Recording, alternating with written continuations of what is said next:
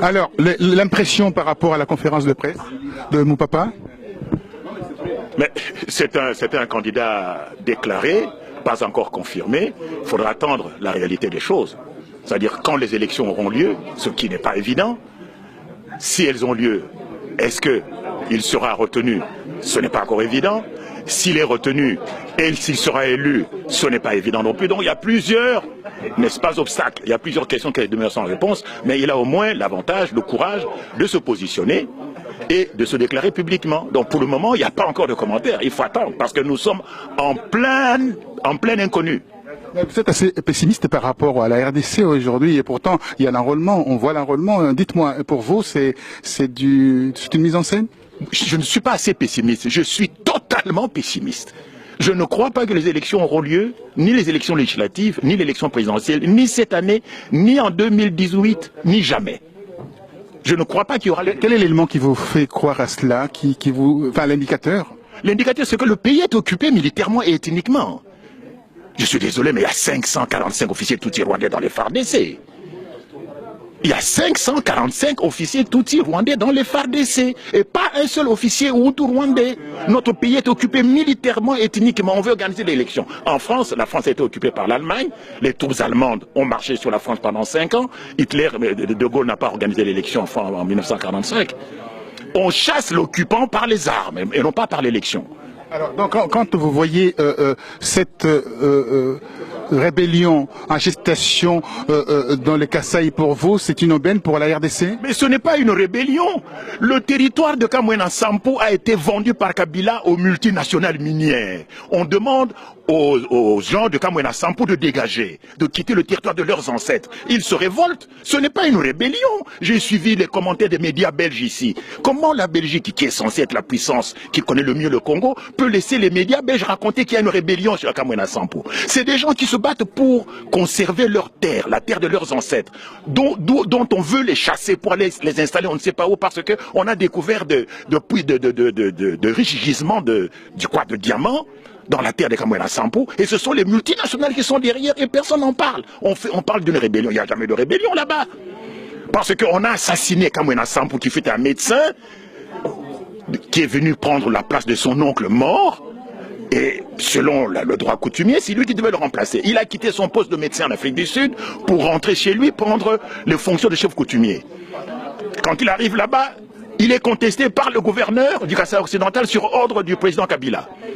Il est assassiné. Et c'est ça qui a mis le feu aux poudres. Où est la rébellion là-dedans? Où est la rébellion? Et ce qui se passe à Kasaï occidental, c'est déjà passé au Kivu. Il n'y a plus de chefs coutumiers congolais bantous dans le Kivu. Ils ont tous été massacrés et remplacés par des chefs coutumiers de pacotille. Donc on touche à la chair même du Muntu congolais, c'est-à-dire au chef coutumier qui est le garant de l'identité, le gardien des coutumes et de la terre, et on est en train de les massacrer, de les remplacer par des chefs coutumiers de pacotille. C'est le destin du Congo qui est en jeu aujourd'hui. Donc à Kamwena Sampo, il n'y a pas de rébellion. C'est tout simplement une manœuvre orchestrée par les multinationales qui ont confisqué les terres de Kamwena Sampo, parce qu'on a trouvé des gisements de diamants, et maintenant qui veut déplacer la population pour les installer, je sais pas, en Angola. D'où évidemment aussi l'intervention de l'Angola, parce qu'il y a un afflux de réfugiés qui est parti en Angola et qui déstabilise évidemment, qui sème l'insécurité. D'où la mobilisation des troupes angolaises. Donc il n'y a pas de rébellion. C'est un groupe de paysans qui luttent, qui meurent pour la protection, la conservation de la terre héritée de leurs ancêtres. Alors pour vous, l'assassinat, c'est des observateurs des Nations Unies mis sous silence. Donc ça montre bien qu'il y a de complicité des Nations Unies ou de grandes puissances. Mais les deux envoyés des Nations Unies, d'abord, ils sont partis sans protection aucune. Ça, c'est un de deux.